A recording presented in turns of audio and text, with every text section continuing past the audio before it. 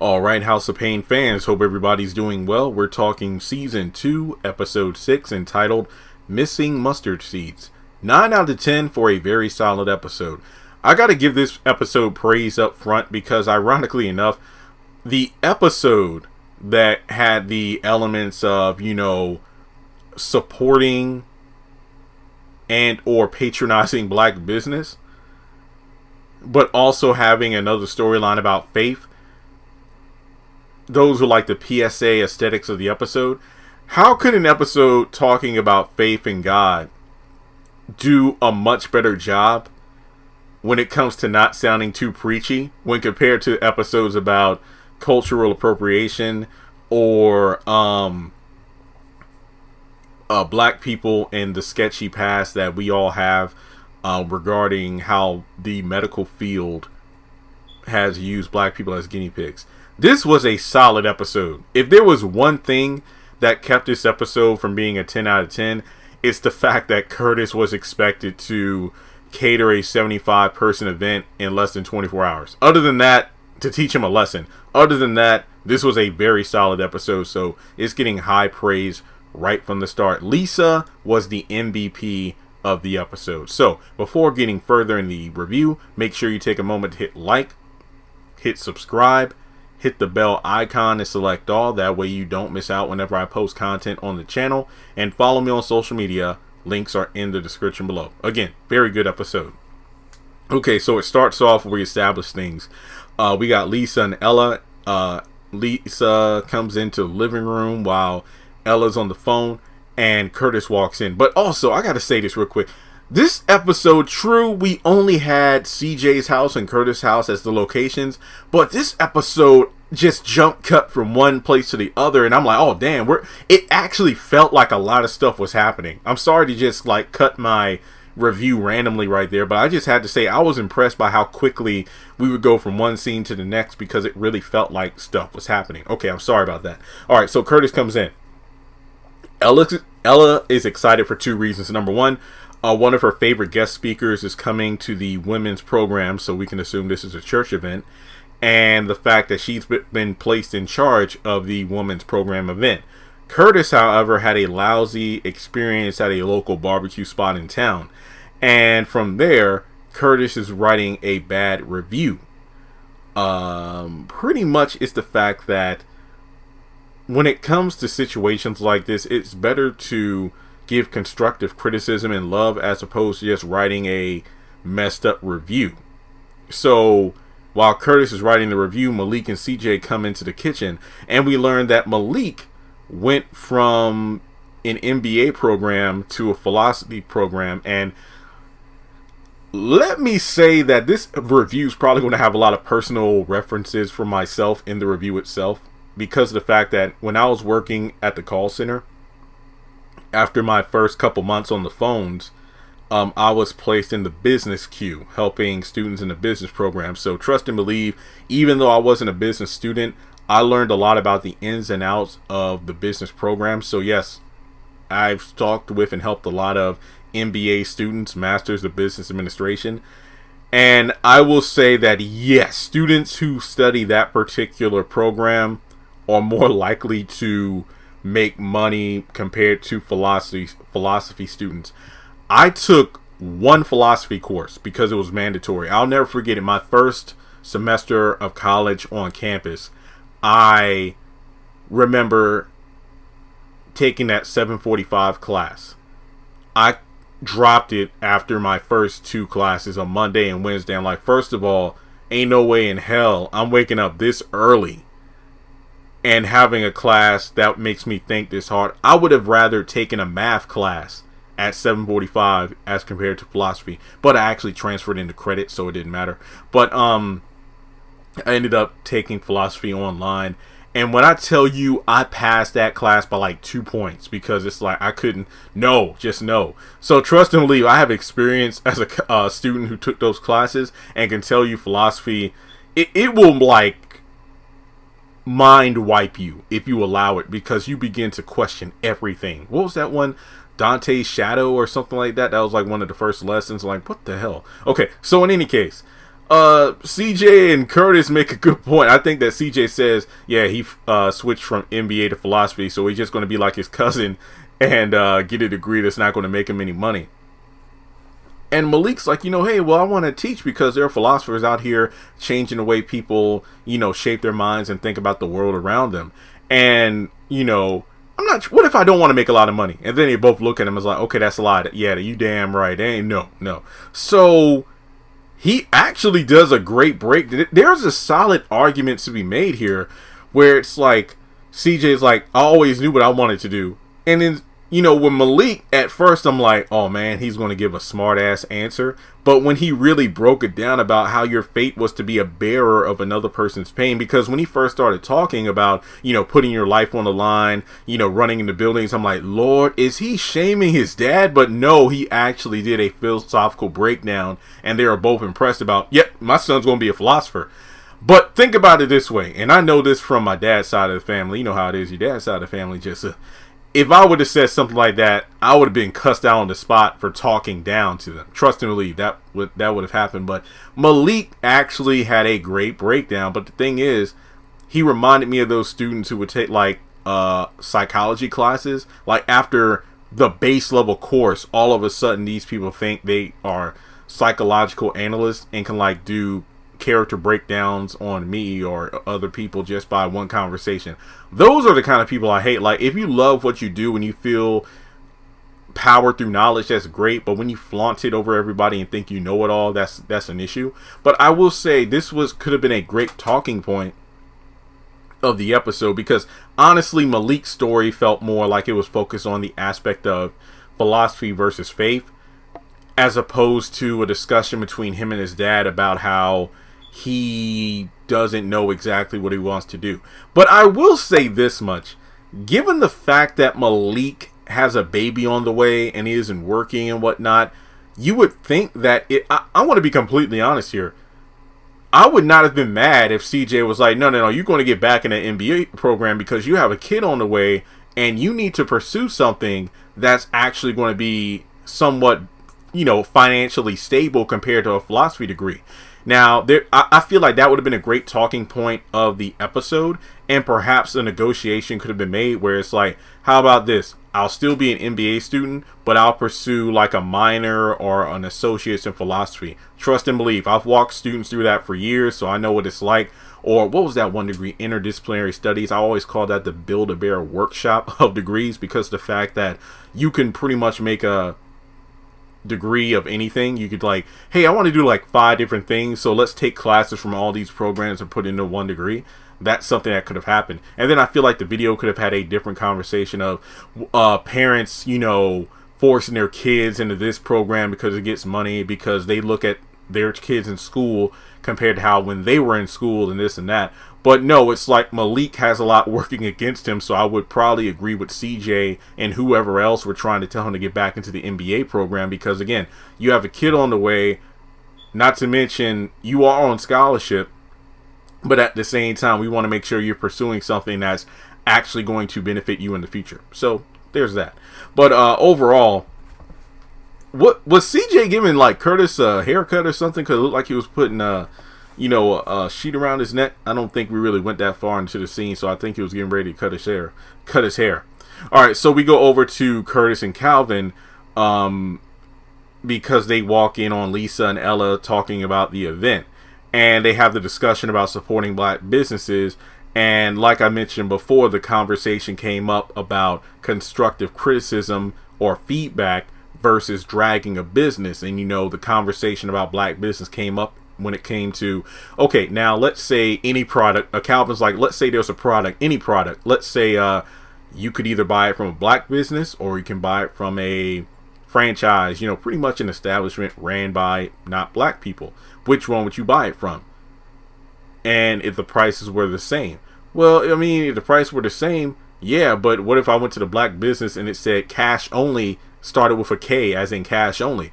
There were so many points to this discussion, but the thing was, we didn't linger on it too much. It didn't feel like anybody was getting talked down to. It was a healthy discussion about black business and whether or not you should support blacks. whether or not you should, if you should support something because it's black. But then Curtis actually said a very good point. It's like, well, it should be better. I mean, more often than not, black businesses have to be the best, if not better, just to be considered good. That was a fact. And I've been saying that for a while on the channel because, you know, the discussion has been brought up about Tyler Perry in regards to billionaire status, largest, you know, recording studio and everything. But what's the point? I mean, if we can't talk honestly about the content, and I don't mean dragging it, but, you know, like I do on the channel, give constructive criticism and feedback, because, you know, there have been some comments he's made in articles and interviews that made me second guess being a fan. If it's like, you know, well, what about the people who say this and that about your content? Well, if there are people out there who have a problem with what I put out, then they aren't my target audience. Whereas more often than not, the criticism is coming from day oneers of Tyler Perry content. So yeah, that's an important discussion to be had. Just because something is black owned doesn't mean that it's above criticism. It's not. It means that just because you're black doesn't mean that I should support you because I'm black. I want to support you because you deliver quality product and customer service just like any other establishment I go into. Okay, so Curtis's review went in, but it turns out Ella actually had her catering plans shot down because of the fact that Curtis's review, he posted it everywhere, and if I'm not mistaken, it was signed Curtis the Sauce Boss Payne, and his slogan is the Sauce Boss wipe me down. When I tell you, I was like, hey, somebody needs to take this man's phone. So basically, Ella had her catering plans canceled because of the fact that, oh, you're the wife of Curtis the Sauce Boss Payne who gave us this negative review. So from there, they're not going to cater the Women's Day program. And now Curtis has to get everything ready before 3 p.m. the next day. And I understand where the episode was going with it, to teach Curtis, see, sometimes you get bad service, sometimes you aren't at the top of your game. But he even tells Ella, it's like, how am I going to do this because of the fact that my barbecue business isn't even technically open yet, and I'm supposed to cater an event. And not to mention, was it even mentioned earlier in the episode that Ella was getting this place to cater the Women's Day event? So you would think that would have been brought up. Curtis, these people are actually catering the Women's Day program that I'm in charge of, so don't post something that, you know, demeaning and whatnot, because that can give us a bad rep. So I was a bit confused by that part. So in any case, it's a 75-person event, and Curtis has to get all together. So yeah, let me put a pin in the Malik moment between Ella and Lisa. I'll save that for the end. Let me just talk about Curtis. So Curtis is trying to get everything together. CJ comes in and Calvin comes in. They pretty much have some of what Curtis needs, but the thing about it is, Curtis is under the impression that it's like a potluck event, but it's like, no, it's catered. This isn't something where people are going to bring this, people are going to bring that, and then, you know, one person brings like the main items. This is something you have to cater all the way through. You need to have sides, you need the plates, utensils, the food, and Curtis is just way in over his head. But again, there's a major difference between going to an open establishment with employees versus somebody who hasn't even fully opened their catering business. You know, there's a major difference there. So, Lisa actually knows the owner of the barbecue sauce establishment. One of the running gags is the deep fried barbecue crab legs that everybody loves. Kind of skipping ahead, Lisa actually hooks him up by calling the owner, and the event actually went great. The speaker's going to come back next year, and Ella's like, well, I hope you learned a lesson about, yeah. And then Lisa's like, yeah, it's just the fact that some days when I was stripping, it's like, you know, I would have a bad set because I'd rather be somewhere else, but then other nights I have a great night. Sometimes you just have to be lenient towards some people, or people in general, because not everybody's going to be on the top of their game. I agree, but I have some more to say about that. So she does a great thing by breaking down faith in general. The fact that, you know, Ella's been an amazing example, matriarch of the family, and, you know, you all have helped change my perspective. And the fact that when this, you know, little man comes to the world, I can look at him with unconditional love the same way, you know, God looks at me. And it's like, wait, you're having a baby boy? And that was a great ending. I mean, and then at the end of the episode, when she's praying over some food, Malik comes in and prays as well. But like I said, I'll get back to the Malik in a second. So the final scene is Lisa and Curtis talking. And I did a video about the picture of these two giving each other a high five and mentioned how, yeah, it looks like, Curtis is being written to be less perverted, and, him and Lisa are getting along. And people were kind of mad in the comments about, yeah, Curtis is a pervert, they shouldn't write him that way. This was a good scene between these two. It's the fact that they have a conversation, and the sauce boss wipe me down has been changed to, and correct me if I'm wrong, the smoke trail spot. That's going to be the new name of the barbecue business him and Floyd will have. So this was a solid episode, but let me go back to Malik. So Malik and Lisa are sitting at the table and they're eating salads, and Ella comes in because she's still busy planning the event. And when Lisa's about to pray, Malik's like, oh, baby, I'm taking a break from that. Ella overhears it. And here's the thing I love about this conversation. It isn't too demeaning, but at the same time, it's a solid discussion. Again, as somebody, I went to Liberty. It's a Christian school, but I have a Liberty University playlist here on the channel I did over the years where I would talk about my time as a CFA, a college for a weekend student. Then when I became an online student, a residential student, and an employee. So if you want to learn more about my Liberty journey, go check those videos out. Some of them are like hour-long ones, but it's just like me talking about life stuff. When you take certain classes, or let me just put it in general, it isn't wrong to question faith. I remember that, in The Miracle Maker, the story of Jesus, one of my favorite claymation movies of all time. It's like, you should not put your God to the test. It's like, it just reminds me of Job, when you question God and his decision making and whatnot. And I feel like that's important for any person of faith. It's like, I feel like as we grow older, we grow into our own people. And I feel like, for the most part, the adults in our lives, Sunday school teachers, relatives, whoever was the person or people to introduce you to God, I don't feel like they should feel like failures because you have questions. I mean, to be honest, when we're children, there's that sense of naivete to it where it's like, oh, we take things at face value, Santa Claus, Tooth Fairy, and whatnot. So as we get older, we become our own people. So I don't think it's unhealthy to ask those questions, because yes, accepting God as your Lord and Savior is how you get saved. But as you get older, it's kind of funny because when you're a child, you ask why. So when you get older, there are certain things that you accepted as a youngster because that's what you were told to accept, or you just accepted something to be true. But once you get out into the world and experience new things from different perspectives, whether it be religion or philosophy or whatnot, it's not wrong to question those things. And I feel like, if nothing else, questioning why you believe in something in order for a deeper meaning, to find answers, strengthens your faith. Because at the end of the day, sometimes you find out, oh, everything isn't meant to be answered. Not everything is meant for humans to understand, because in the grand scheme of things, God is something that human cannot fully comprehend, because we're only limited by our humanity as compared to somebody who is eternal. So pretty much I feel like realizing that my faith is enough. I don't need the answer. That's why it's called faith, because I'm putting my faith in God, because I don't know everything, but I know who he is and what he's done for me. What has he done for me lately? Boom, boom, boom, boom. Ooh, I gotta watch Sister Act 2 now. So I feel like it isn't wrong for Malik to feel the way he does. I can understand Ella being somewhat upset about it, but it's just the fact that,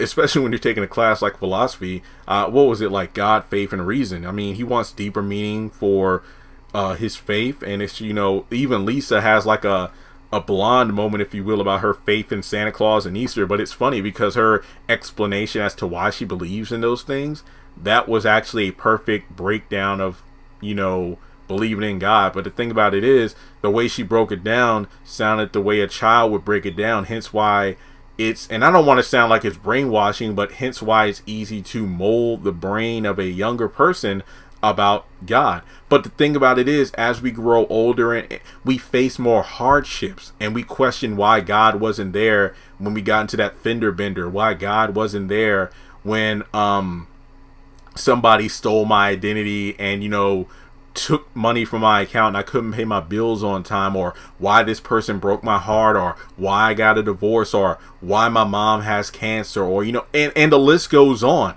So I honestly, you know, part of me was thinking Malik was going to be like, you know, well, I was questioning why God would have my dad hurt in that fire. That's why I thought it was going. So I feel like as we grow up, we face more hardships. I remember growing up in church, and, like, you know, more often than not, an older person who got up to do the program or give a speech or do the prayer, or even preachers, they would be like, and for the young people in the audience, if you haven't faced A, B, or C, this thing that this person's talking about, just keep living. And that's true. Like, as you get older, your hardships get greater. The temptation to do other things gets more difficult. Not to mention, and this is something else I was mentioning in church, it's the fact that I remember this as I was, you know, going to college and whatnot.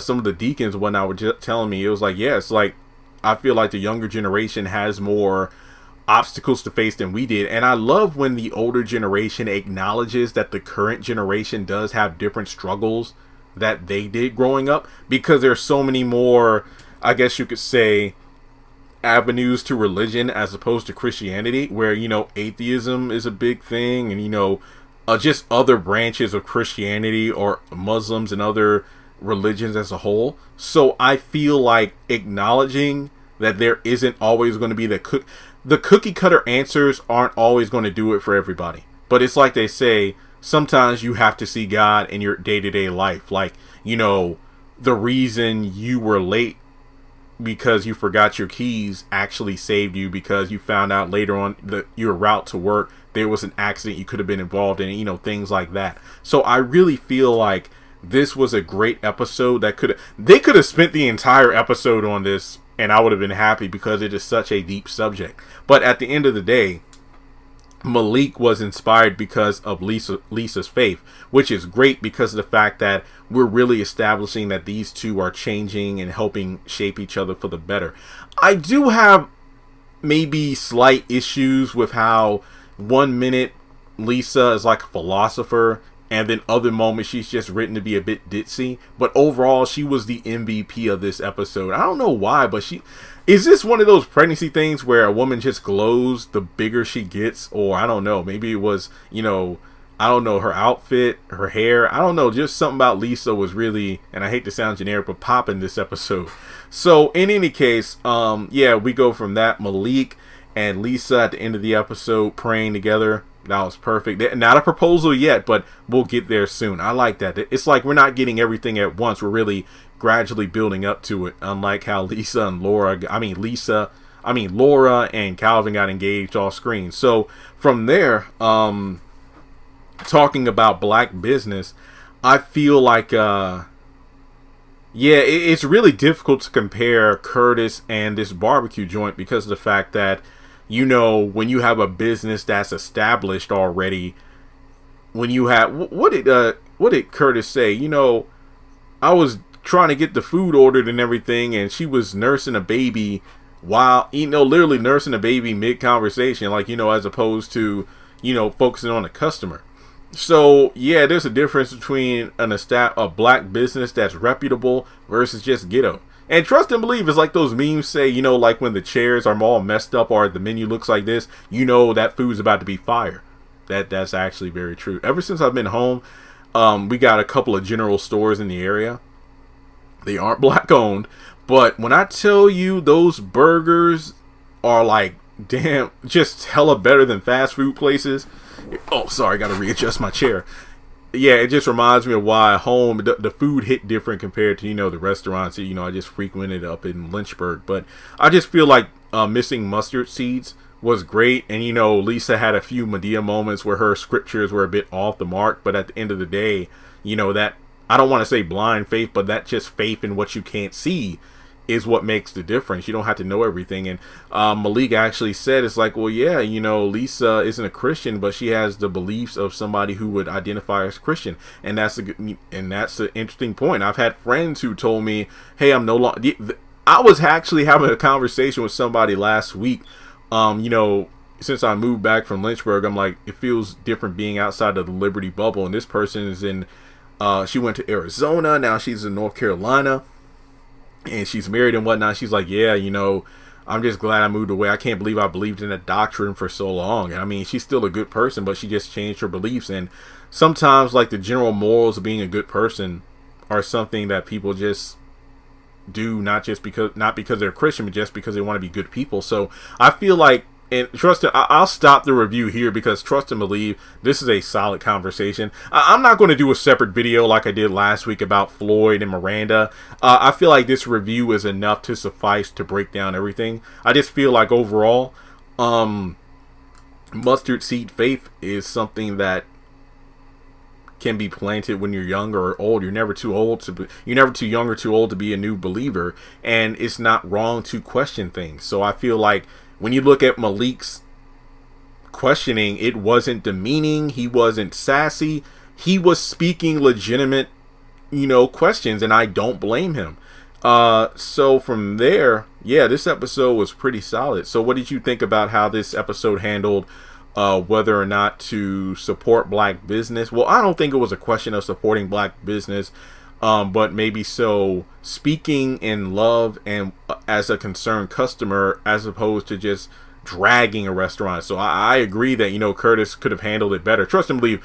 I've written some bad reviews back in the day. Not necessarily about black business, but just business in general. But there's a difference between bad customer service, being extremely devalued or undervalued as a customer, versus you can tell they had an off day. Like, let's say everything about my meal was perfect, but they put a pickle on it when I said no pickle, versus my order was completely wrong and I need to contact somebody because I want a refund. There's an extreme difference from that. So yeah, I feel like they were kind of heavy-handed with teaching Curtis a lesson, but it's like, how could you expect someone who hasn't fully opened their establishment to have a 75-person meal ready by the next day? So yeah, there was a difference there. But yeah, good episode. I think everybody played a good part, from CJ to Lisa being the MVP to Calvin in his couple of scenes. So yeah, that's all I have to say. So let me know your thoughts on Missing Mustard Seeds. Do you agree with my score of a 9 out of 10? And if you would like to donate to the channel, feel free to do so on PayPal or Cash App. And with that being said, I'll talk to you in the next video.